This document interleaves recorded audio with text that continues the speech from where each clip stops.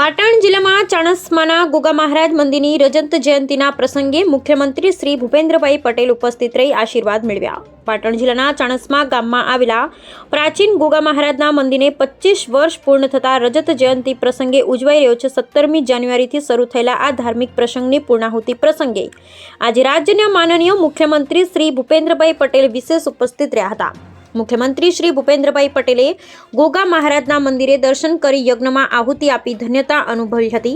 પાટણના ચાણસ્મા ખાતે ગોગા મહારાજના મંદિરના રજત જયંતિ પ્રસંગે ઉપસ્થિત મુખ્યમંત્રી શ્રી ભૂપેન્દ્રભાઈ પટેલે સંબોધન કરતા જણાવ્યું હતું, બહુ લાંબા સમય બાદ ચાણસ્મા આવવાનું થયું છે. આ ખૂબ મહત્વનો ધાર્મિક પ્રસંગ છે, કારણ કે આપણા આ જ પ્રસંગો બધાને ભેગા કરે છે. વડાપ્રધાન શ્રી નરેન્દ્રભાઈ મોદી હંમેશા કહે છે કે વિકાસની સાથે વિરાસતને સાચવવી ખૂબ જરૂરી છે.